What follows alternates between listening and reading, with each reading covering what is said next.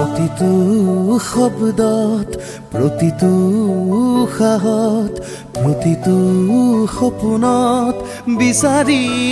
আপোনাক উশাহৰ ভৰতে জীৱনৰ কোলাহল তেজৰে দোলাতে মোহাৰি নিজকে তেজৰে চিনাকি নিজতে বিচাৰি কলিজাৰ টুকুৰা হ'বনে কিয়ে লাগি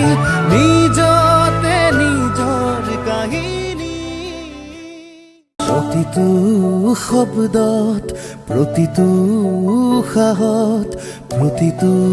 সপোনত বিচাৰি